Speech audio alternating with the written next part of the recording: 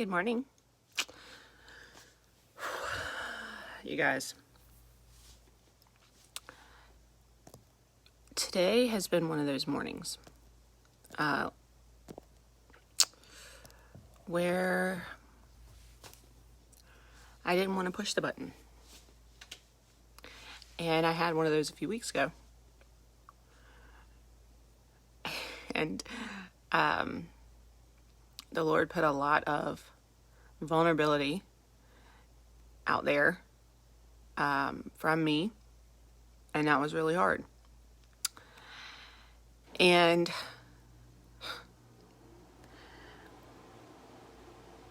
he might be doing it again today. I'm not exactly sure. See, when I came down here today, and as soon as I got up, let's say that, as soon as I got up, Satan was on me like, "Good morning. I'm here today. How are you? Let me tell you what I'm thinking." And he's been in my thoughts, in there, trying to make the thoughts of, what's the point? Why are you doing this? Why are you going down there? Why are you going to push the button? You don't have anything to say. You don't have anything to tell people. You don't have anything to show people. There's nothing to say that you haven't already said. What's the point of doing this? Are you really, really affecting your life? Are you affecting anybody else's life? Why? Why do you keep going? Why do you keep pushing the button? And that's the conversation. During the shower, during the time where I got ready, that was the conversation that was going on in my head. And see, it's not like I don't talk back and say, "Look, you don't get to talk to me. Jesus has me covered in his blood." See, whatever I'm doing, whatever is happening with this, it doesn't matter. If I see any fruit, if I see anything from it, if I see anything, me, that doesn't matter. See, because this is not about me. This is not about me. This video that you're watching and every other video that I've ever done is about God. Because it doesn't matter what I have to say.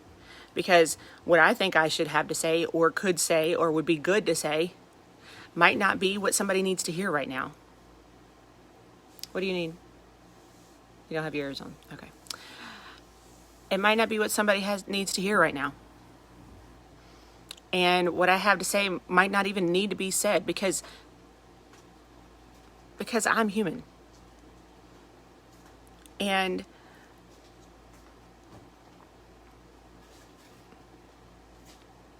it's not about me. And so the thoughts were still there coming down the stairs. Because see, here's the thing, and I want you to hear me, okay? I want you to really, really listen to me on this. When Satan tries to court you, which he will, a lot, he won't stop. He won't be like, "Oh, well, you're walking the path of God. I'll never be able to pull you off." He will watch you like has never happened before. What do you need, son? Upstairs. Okay. What do you need? Go back upstairs. He said my ears are upstairs. Gabriel, go back upstairs. Is there any more of those down here? No, go back upstairs. So anyways, I'm sorry. So he'll sit and wait. I'm sorry. Let me go back. They throw me off course sometimes because he doesn't put his ears on. Then he wants to talk to me with his head turned so he can't see the answer that I'm giving him. Anyway. So anyways, Satan just doesn't leave you there and leave you alone forever, right? He wants to pull you off. I mean, if you think about it, nobody is left alone, right? So there's Job, who is one of the most pious, faithful men ever, right? There's Mary, who has Jesus.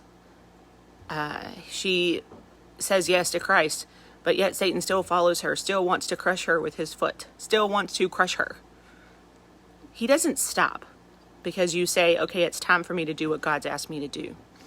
In fact, he pushes harder. And there are times where it's very, very clear that he is going to do his best to throw you off in the moment. That he's going to do his best to keep you from stopping that one time. Because what's going to happen is you're going to stop that one time. You're going to be like, okay, fine. Just like I could have been a few minutes ago. Just like I almost did a few minutes ago. Okay, fine. I won't push the button today. It's just one day. Nobody will care. Nobody will see it. It won't matter. It's just one day. And then you won't push the button. And then tomorrow, he will have won that just one day. And so tomorrow he will come back again. He won't be like, oh, good job. Let me give you a rest. No, see, he won't do that. He'll come back again. And he'll ask you to stop again. And you might say no tomorrow. You might be like, no, I didn't do it yesterday, but I'm going to do it today.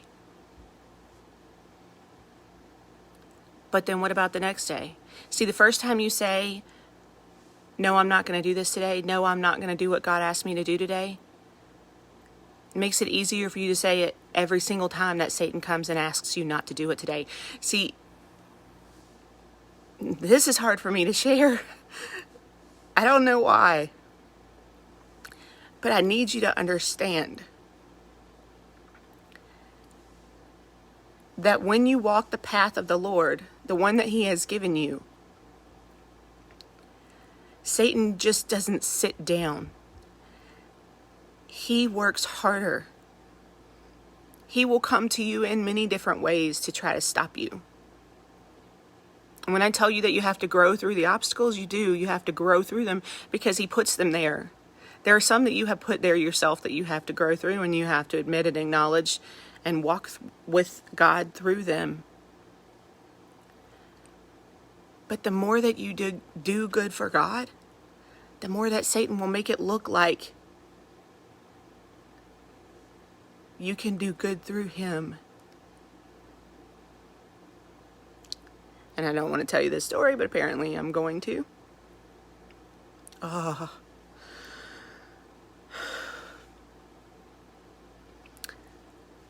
Okay. So I'll just tell you the story. When I tell you that it's a real thing, one day I'm at my son's therapy, okay? At my son's therapy, we're sitting in the parking lot. All my kids are in the back, they're doing something. Maybe they're playing outside, I don't know. Can't remember, it's been a while, probably playing outside. And it's part of the time that I'm on the path, right? I'm on the path of God that he has me on. I'm working very hard.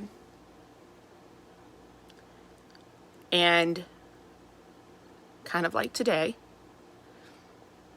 I hear him say, if you stop what you're doing right now and you come over to me, there will be success. Faster, stronger, more than your wildest dreams. And it's the first time it's ever happened to me in this blatant of a manner. See, I'm not the person that likes it when you go around somebody else or when you try to be sneaky.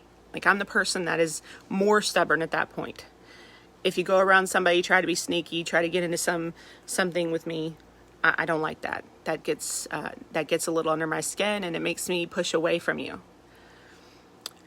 And so I think at that point he knew that. And so he just wanted to come straight on. And so I'm thinking I'm crazy. Like, literally, I'm sitting here, they're having this conversation in my head, and I'm thinking, no, this is not, I'm losing my mind. I must be talking to myself. Why would I talk to myself like this? Like, what is the thing? Stop it. Text my friend, my spiritual mentor, and I say, I need you to pray for me today because I really feel like there's something going on, and I'm not sure what it is. But I hear him loud and clear. If you stop what you're doing for God, if you come to me, I will give you what you dream. I will give you the success. You're beating yourself into the ground. You could be successful so much faster. And I'm sitting there and I'm like, okay, look, I'm going to clear my head. I'm going to open up Facebook. I'm going to find something. And I kid you not, I open up Facebook. And I can't remember the star's name, the person who was famous's name. But he says the title of the first article was so-and-so credits Satan with his success. And I had to push on it. This is the article that pops up as I'm sitting there having this conversation in my head. Man, this is so hard to talk about.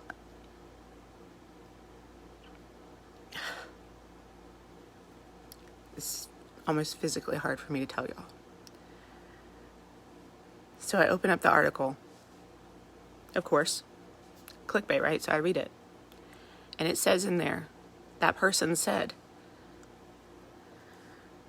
Christians beat themselves down for success that comes maybe slowly, maybe not at all. They live in poverty and they expect that to be happiness.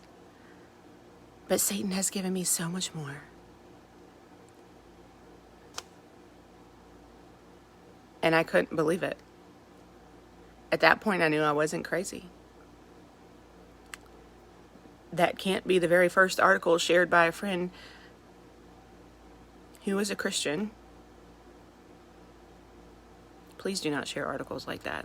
If you are a Christian, don't share them. I don't care if you think you're bringing awareness to anything. You're absolutely not. In fact, what's happening is you are giving them more notoriety. And you might think you shared it to say, I can't believe this is happening.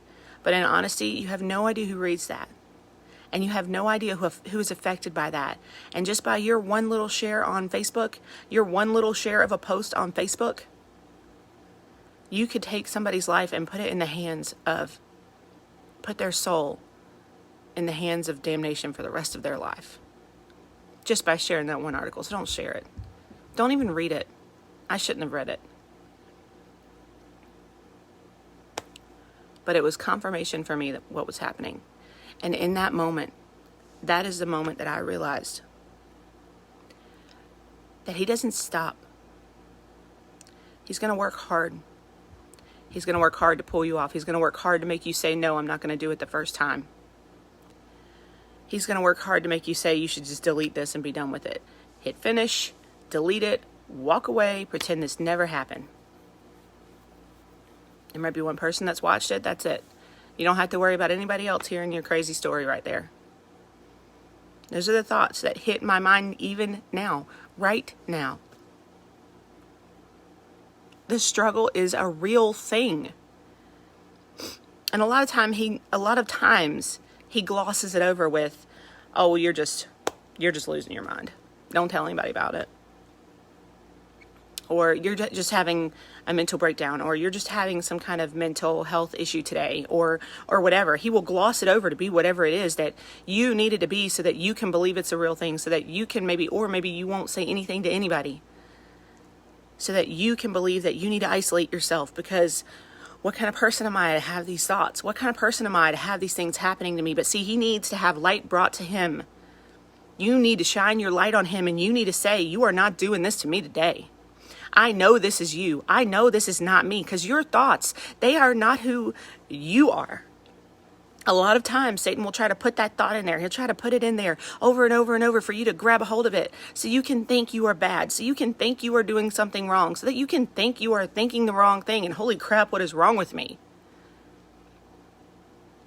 And then you will sit there and stew in that and you'll be like, man, I'm the worst person ever. How could I think that? Why would that even enter my brain? And he will do his best, his absolute best, to make you feel like you are not worth God. You are not worth God's time of day. You are not the human that is worthy of God. I might have said that like 3 different ways, but I need you to hear it. He will try to make you think that so that you will isolate yourself from everybody and especially God. Because the more he isolates you, the more he causes you to say no to God, the more he causes you to say no to your purpose, the more he causes you to say no to anything that is good and shines your light, the more he wins. The more souls you do not affect, the more light you do not shine, the more you do not shine Christ to anybody, The more you sit in the closet, the more angry and bitter and depressed and sad and hard you are and your life is. And you don't deserve that.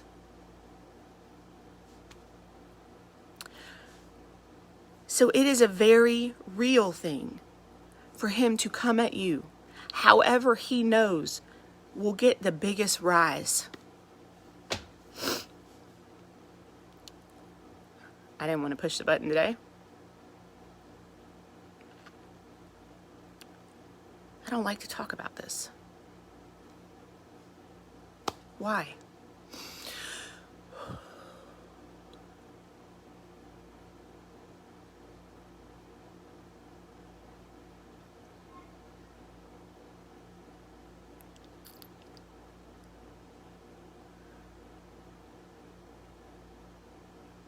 But it's not about me.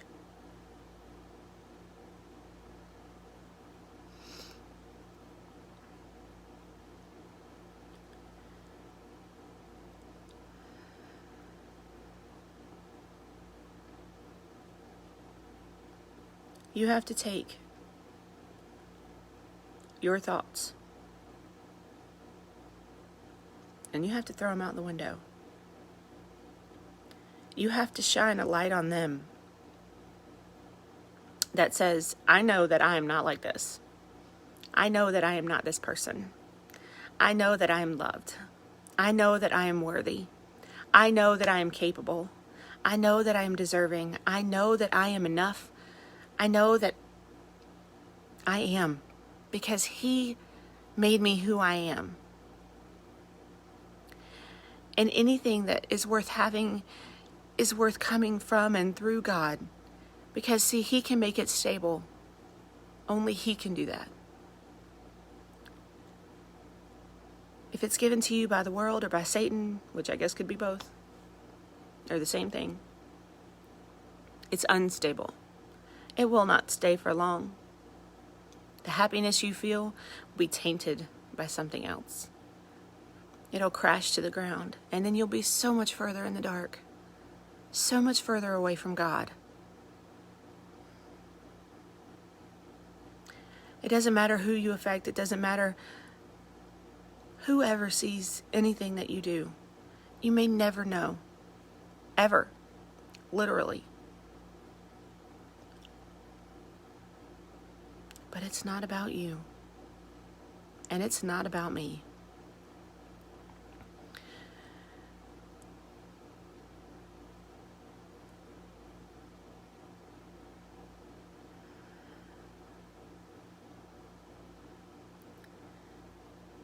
And I don't know what else to say.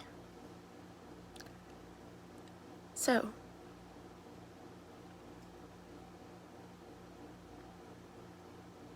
I'm just going to say, I'm proud of you.